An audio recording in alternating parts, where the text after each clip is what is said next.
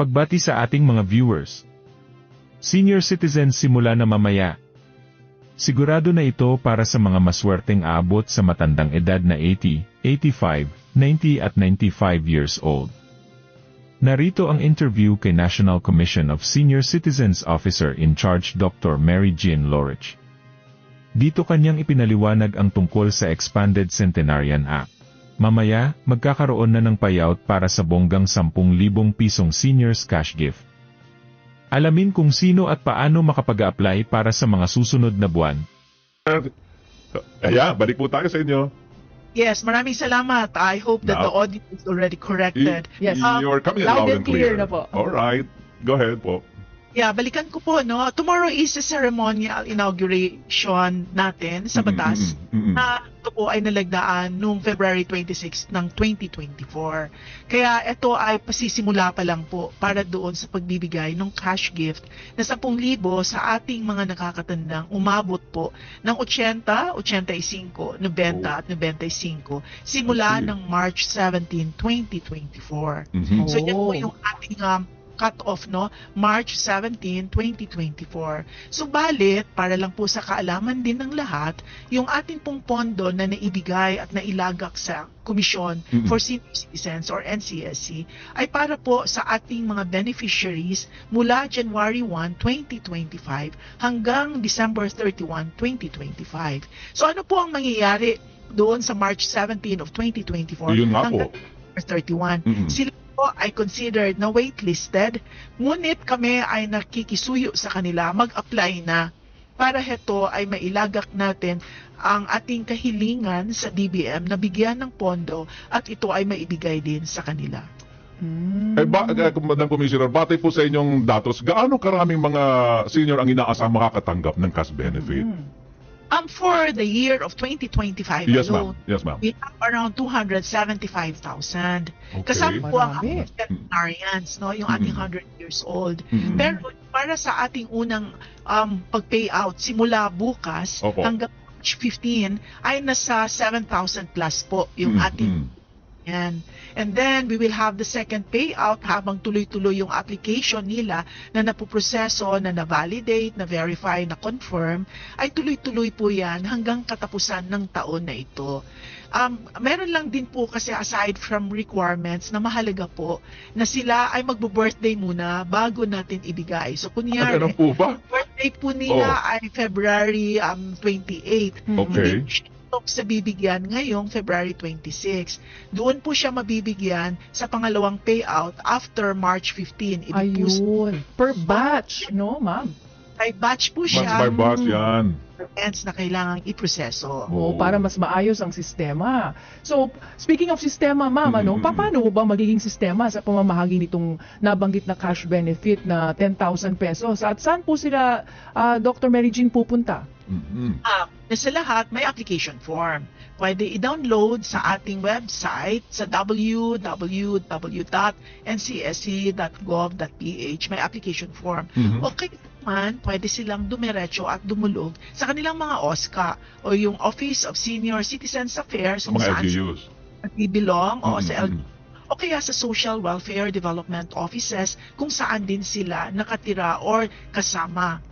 Mabuti po nabanggit Yung nyo. kanilang application form, Okay. pagka na-validate na po yan at natotoo naman na sila talaga yan, may ID na hinihingi. Ito ay ang primary ID, yung kanilang birth certificate sa PSA. Subalit kung wala na, dahil we're talking about 80, 85, 90, Oo nga. 95. Maraming walang Oo. birth certificate. Kaya Yan. walang certificate, di ba? Opo. Yan po. Na-imagine ko po yan Dr. Loreche, dahil nga yung mga binanggit, yung mga edad na Nakakaangat sa yan, edad. oo, maghahanap pa usually ng mga papeles, ano? Dokumento. Ang susunod na tanong ko doon, dahil na-explain nyo na po, yung kailangan pumunta sa OSCA, sa LGUs yan mga local government units, Yes. ano? Kasi nga po, kailangan maturuan din natin paano kasi kung magda-download lamang kung mag-isa lang sila sa bahay. Hindi kayanin. Oo, kaya tama po pagkakabanggit nyo. Yeah, mas tama po talaga yon, Sir Kiko, na Opo. kailangan pumunta sila sa OSCA para may Yes. assistance doon. Ngayon, kung wala namang birth certificate, dahil alam na nga natin na sa mga edad na yan, wala naman na talaga siguro ang karamihan yan, ay pwede na ang PhilSys ID, yung National Government Kung sakaling hindi rin sila kumuha niyan, 2 secondary IDs na nagpapatunay na sila nga yung applicant or claimant. Pwede ang pasaporte kung nagbabiyahe. Kung wala naman ang OSCA ID, Universal ID ng mga nakakatanda, sabayan na lang ng isa pang government-issued ID. So pwede na po yon para sila ay maproseso.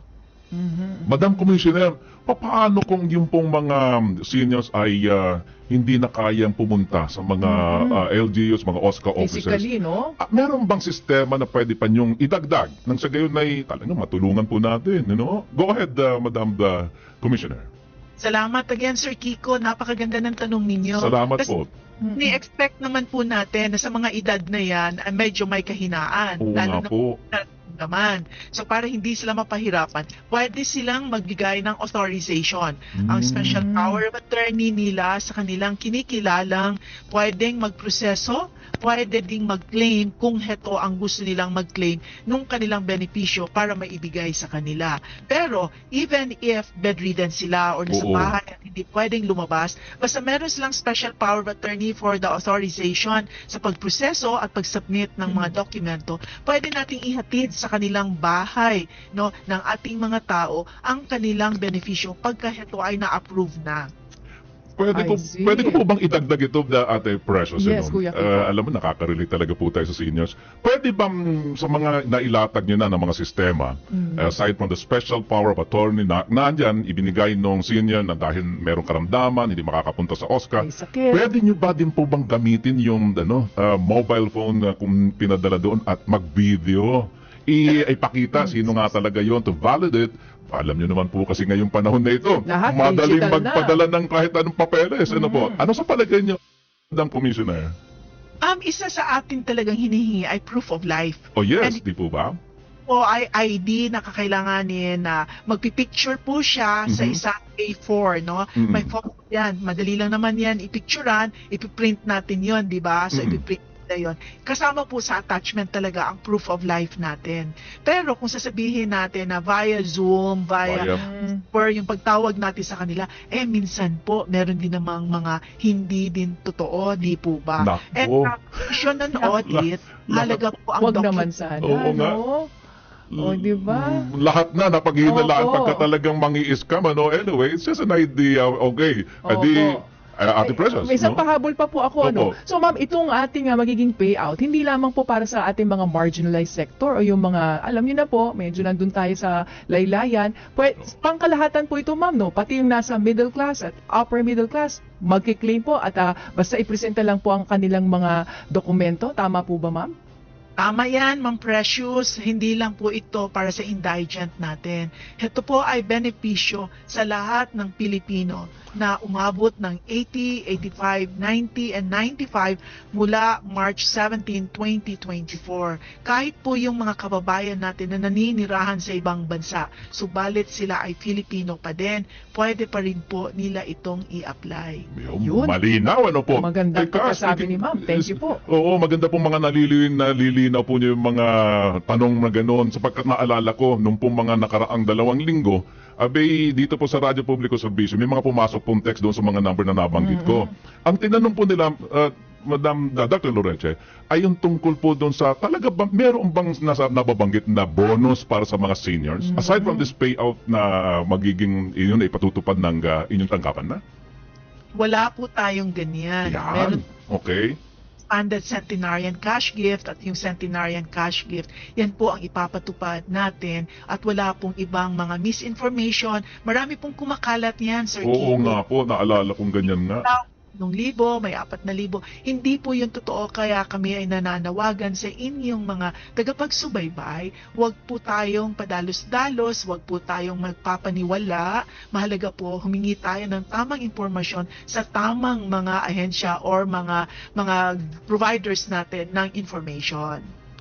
tutulungan Very well po said. namin kayo dyan, Opo. Asik Presos at Dr. Lorenzo, Madam Commissioner, tutulungan po namin kayo sa maiulit-ulit yung pong mga announcement na yan. Huwag Yes. magpapaniwala sa mga Fake news. mga magpapakalat ng mga mensaheng ganyan. Oo, i-verify muna. Yes. Alamin maigi at hayaan yung maging tulay tayo, no, Kuya Kiko, ang Oo, Radyo Publiko Serbisyo. Oh yes, naku, napakasarap niyo pong kausap. Salamat Dr. po, Lorenzo, baka gusto niyong ulitin, saan nila kayo pwede ang ma-contact o kaya anong pamamaraan ng Mga paalaala. reach out at mga paalala po ninyo. Opo. Go ahead, Dr. Lorenzo.